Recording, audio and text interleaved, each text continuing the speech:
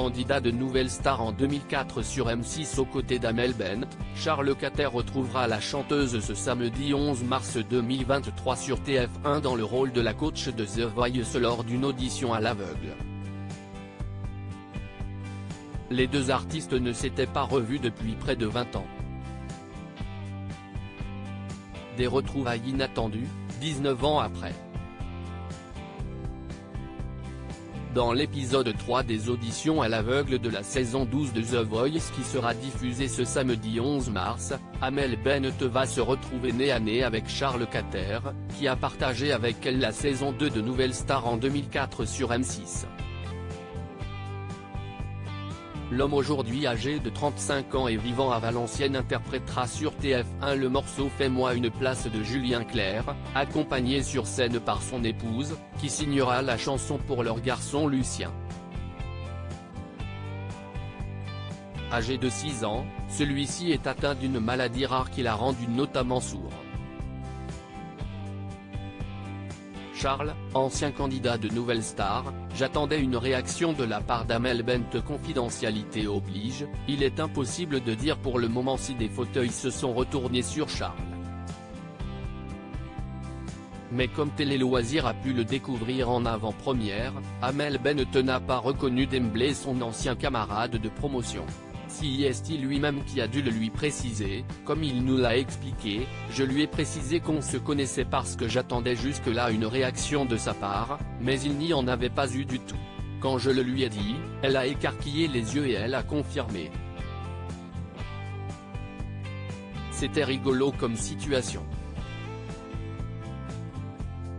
Il fallait que je le fasse, cela aurait été dommage de ne pas avoir ce petit clin d'œil. On ne s'était pas reparlé ou revu depuis 19 ans. Beau joueur, Charles, qui a bien changé physiquement depuis son passage à Nouvelle Star à l'âge de 16 ans, affirme ne pas tenir rigueur à Amel Bent de ne pas avoir fait le lien des meublés. On ne s'était pas reparlé ou revu depuis 19 ans, confie celui qui est aujourd'hui commercial. Avec Amel, on s'entendait très bien dans Nouvelle Star mais on n'était pas amis, précise-t-il avant d'ajouter, elle était très amie avec des gens plus âgés de la promo mais on a vécu des moments sympas.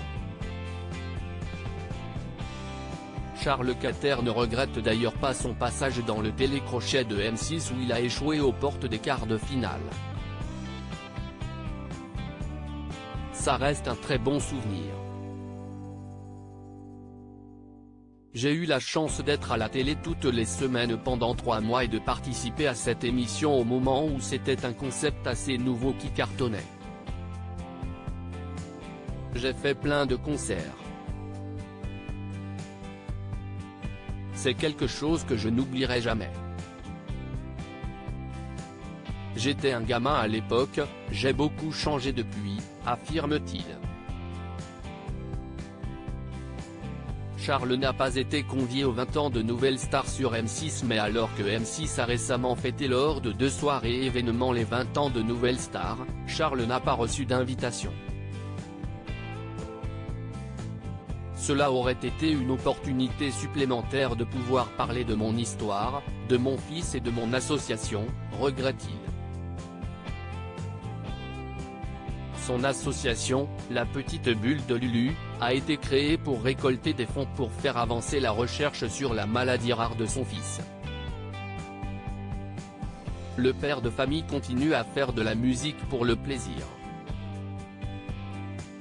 Il fait partie d'un groupe amateur nommé Un Jour Parfait, en référence à un titre de Calogero, parce que ma tessiture vocale se rapproche vraiment de celle de l'artiste, précise-t-il.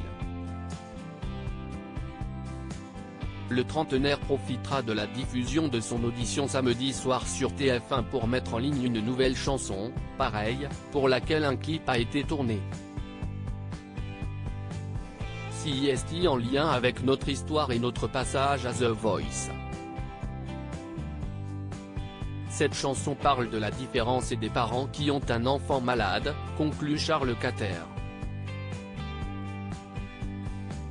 Alex Sarmiento Bureau 233 à lire aussi. Ça devrait être interdit par la production, cette habitude d'Amel Bent qui agace Big Flo et Oli dans The Voice 2023.